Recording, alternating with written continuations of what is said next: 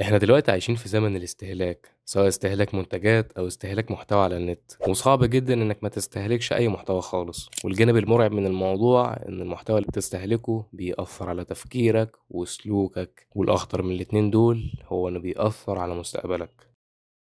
بما إنك بتشوف الفيديو ده فأنت كده شخص مستهلك وأكيد بتستهلك محتوى تاني غير المحتوى بتاعي، وهنا النقطة المهمة في الفيديو، إيه نوعية المحتوى اللي بتشوفه؟ لأن لو متعرفش ففي قانون في علم النفس الإعلامي بيقول إن المنتج الإعلامي سواء فيديو أو صورة أو كلام مكتوب فهيأثروا فيك بمجرد ما تتعرض للمحتوى ده، مهما كنت واعي إن الكلام ده غلط أو صح، وحتى لو ما كنتش مركز أوي في المحتوى اللي بتتعرض له فأنت هتتأثر برضه، والتأثر ده بينعكس على سلوكك وتفكيرك وآرائك، والأخطر من كل دول هي عقيدتك. فأنت لو بتستهلك فيديوهات يوتيوب فأنت هتتأثر على حسب المحتوى اللي بتشوفه، فلو أنت بتقعد تتفرج على فيديوهات تقييم الأكل أو تحديات أو القنوات العائلية اللي كل محتواهم إن هم يصوروا حياتهم بس، فطبيعي هتبقى بني آدم تافه ومعندكش إبداع ولا طموح بأي شكل، ده غير إنك هتضيع وقت كبير جدا على محتوى ملوش أي فايدة، وهتعمل كده تحت حجة الترفيه. على الناحية التانية أنت لو بتستهلك فيديوهات تلخيص للكتب بطريقة ممتعة مثلا، أو بتسمع بودكاست لناس بتقدم فايدة فعلا مش زي البودكاستات الكتيرة اللي مليانة هري ملوش أي فايدة، أو بشكل عام بتتابع صناع محتوى فعلا بيقدموا قيمة، والقيمة دي ممكن تبقى علمية أو دينية أو خبرات ونصايح فعلا بتفيدك في حياتك، وأنت لما تتابع نوعية المحتوى ده فأنت 100% تفكيرك هيتغير وهتبقى عايز تتفوق في مجالك، وسلوكك هيتغير وهتبقى مقبل على الانضباط أكتر، وطموحك هتبقى أعلى ونفسك توصل لحاجة قليل اللي بيوصل لها. وده ليه؟ لأنك بتعرض نفسك كل يوم لمحتوى بيكلمك عن تحديد الأهداف والسعي والنجاح والشغل والتفوق، مش محتوى بيتكلم عن بص المشهور الفلاني عمل ايه وشوف التجربة الاجتماعية المؤثرة جدا دي وتحدي أكل الأندومي الحار والهراء.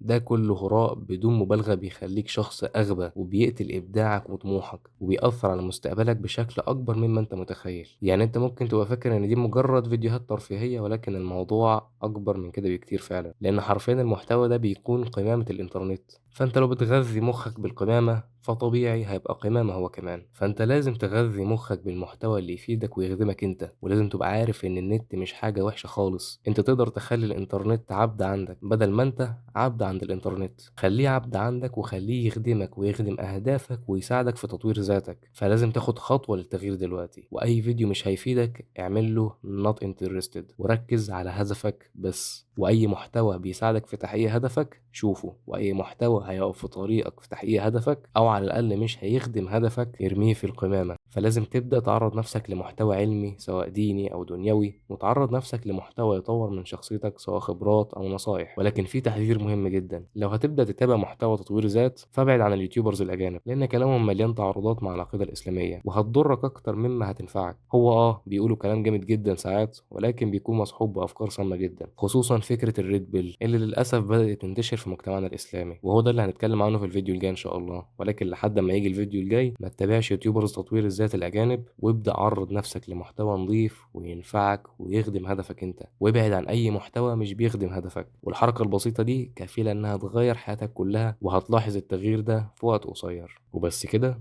السلام عليكم.